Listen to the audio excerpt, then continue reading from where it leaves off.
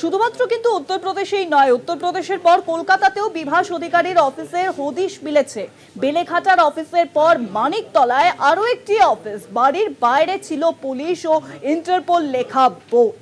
Beleghata CIT রোডে বাড়ি ভাড়া নিয়ে চলছিল অফিস, বাড়ি ভাড়া নিয়ে কিন্তু চলছিল অফিস। অর্থাৎ এই বিভাস অধিকারী তিনি কিন্তু কার্যত সব জায়গাতেই নিজের জাল বিস্তার করে রেখেছেন। শুধুমাত্র উত্তরপ্রদেশে নয়, কলকাতাতেও তার অফিস রয়েছে। পাশাপাশি আপনাদের জানিয়ে রাখি, এই বিভাস অধিকারীর নাম কিন্তু জড়িয়েছিল নিয়োগ দুর্নীতি কাণ্ডে, এবং তারপরেই তৃণমূল ত্যাগী হন তিনি, আর তারপরেই নিজের দল গঠন করেন আর্য সমাজ করে। আর এবার উত্তরপ্রদেশের পর কলকাতাতেও বিভাস অধিকারীর অফিস, খোঁজ মিলেছে কলকাতাতেও বিভাস অধিকারীর অফিস। ফোন লাইনের সঙ্গে রয়েছেন আমাদের প্রতিনিধি রিয়া মাঝি। রিয়া, শুধুমাত্র উত্তরপ্রদেশ নয়, কলকাতাতেও বিভাস অধিকারীর অফিসের খোঁজ মিলল।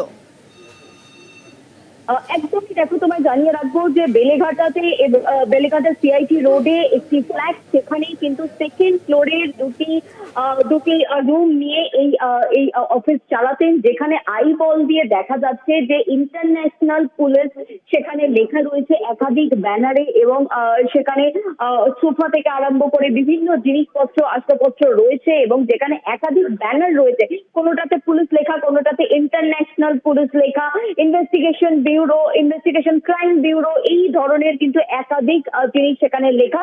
এবং একটি ব্যানার, যেটা এখানকার স্থানীয় বাসিন্দারা দাবি করছেন যে একটি বড় দুটি ব্যানার, সেই ব্যানার কিন্তু এখানের যে ফ্ল্যাট, সেই ফ্ল্যাটের যে ব্যালকনি, সেই ব্যালকনি থেকে কিন্তু সেইটা টাঙানো ছিল। গতকাল অব্দি সেটা টাঙানো ছিল, কিন্তু আজকে থেকে, গতকাল যখন নয়ডা থেকে গ্রেপ্তার হয় বিভাস অধিকারী ও তার ছেলে, তারপর থেকেই কিন্তু সেই ব্যানার তুলে ফেলা হয়, এবং সেই ব্যানার কে বা কারা তুললো সেই বিষয়ে কিন্তু স্পষ্ট জানা নেই পুলিশের কাছে।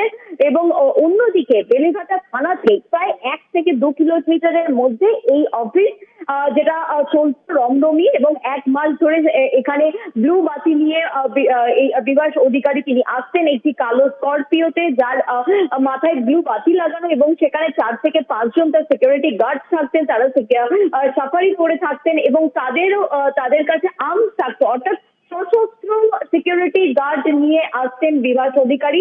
এই অফিস, যে ভুয়ো অফিস, এই শুধু নয়ডাতে নয়, কলকাতাতেও সেই ভুয়ো অফিস তিনি চালাতেন, এবং তার জাল বিস্তার কলকাতা অব্দি, তা বলাই বাহুল্য। এবং এই অফিস চালাতেন লাগাতার 1 থেকে 2 মাস ধরে, যেটা স্থানীয় বাসিন্দারা দাবি করছেন যে টানা 1 মাস তাকে দেখা গিয়েছে, বিভিন্ন সময় তিনি আসতেন, একাধিক যারা কর্মচারীরা তারাও আসতেন। তবে গতকাল এই ঘটনা ঘটার পরে নয়ডা থেকে তাকে গ্রেপ্তার করার পরে, তাকে এবং তার এক ছেলেকে, তারপর থেকে কিন্তু আজকে কাউকে দেখা যাচ্ছে না।